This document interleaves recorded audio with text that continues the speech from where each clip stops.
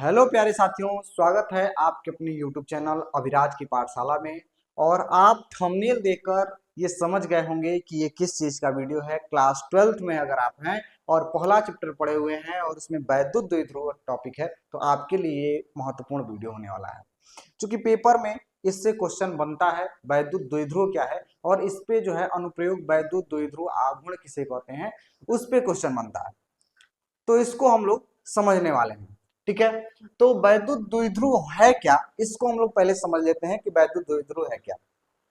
चलिए देखते हैं कि वैद्युत द्विध्रुव जो होता है वह एक प्रकार का निकाय होता है। और निकाय कैसा है, एक सिस्टम होता है जिसमें दो आवेश होते हैं, दो आवेश होते हैं और दोनों आवेश समान समान तथा विपरीत आवेश होते हैं और इनके बीच की दूरी एकदम न्यूनतम होती है, एकदम कम से कम दूरी होती है। जैसे देखिएगा, ये हमारे पास मान लेते हैं कि एक आवेश है, ठीक है।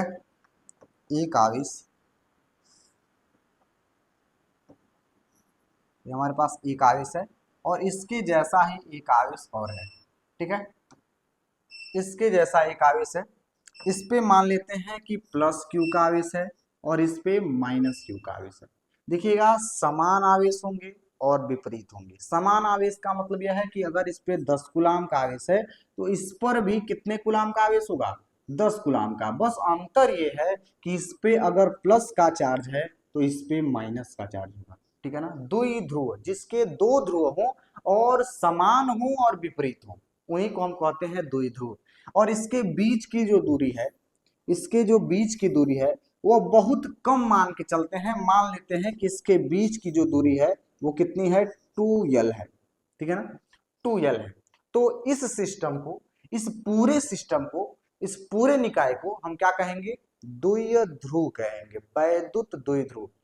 वह निकाय, वैद्युत क्षेत्र में उपस्थित वह निकाय जो समान तथा विपरीत हो और जिसके बीच की लंबाई 2l हो, उसे हम कहते हैं वैद्युत द्विध्रुव। तो आइए इसका हम डिफिनेशन लिखते हैं और इसको समझते हैं। वह निकाय,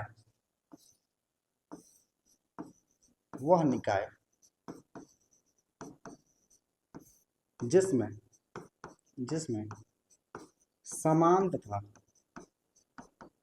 समान तथा विपरीत आवेश, विपरीत आवेश आवेश स्थित हूं, स्थित हूं तथा तथा जिसके बीच की लंबाई, जिसके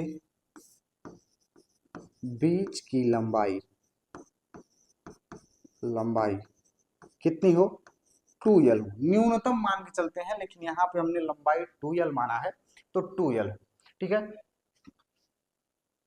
2l हो हो उसे उसे वैद्युत वैद्युत द्विध्रुव कहते हैं, द्विध्रुव कहते कहते हैं, ठीक है। तो इससे हम क्या कहेंगे, इस सिस्टम को, इस निकाय को क्या कहेंगे, वैद्युत द्विध्रुव कहेंगे, जिसके बीच की लंबाई कितनी हो, 2l हो, जिसके बीच की लंबाई 2l हो और समान तथा विपरीत। वैद्युत द्विध्रुव आघूर्ण क्या है, तो वैद्युत द्विध्रुव आघूर्ण जो होता है उसे कहते हैं, देखिएगा इसके वैद्युत द्विध्रुव आघूर्ण, वैद्युत द्विध्रुव आघूर्ण आघूर्ण आवेश तथा आवेश तथा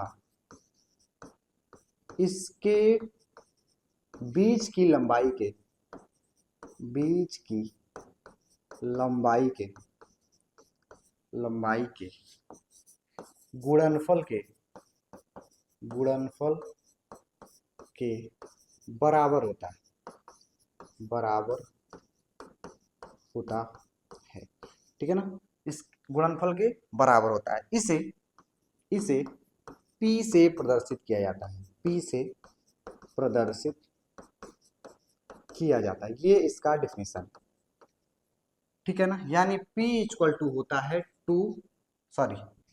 इसके बीच की आवेश क्या है, Q है, और इसके बीच की लंबाई 2l, तो मिल के बनेगा P equal to Q into 2L, और इसको हम सही से लिखना चाहें तो P बराबर होगा 2QL।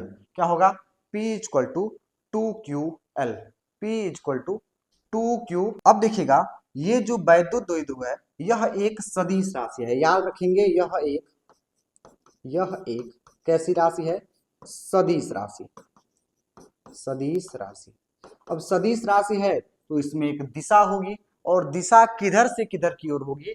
तो याद रखेंगे कि हमेशा वैद्युत द्विध्रुव आघूर्ण की दिशा माइनस से प्लस की ओर होती है। देखिएगा माइनस इधर है तो प्लस इधर है, तो इधर की ओर होगी। यह एक सदिश राशि है और इसकी दिशा हमेशा ऋण आवेश से धन आवेश की ओर होती है। तो आई होप आपको ये वीडियो समझ में आया होगा। ये फार्मूला याद रखिएगा, P इक्वल टू होता है 2QL, और इसका उपयोग हम आगे 2-3 डेरिवेशन है वहां पे करने वाले हैं।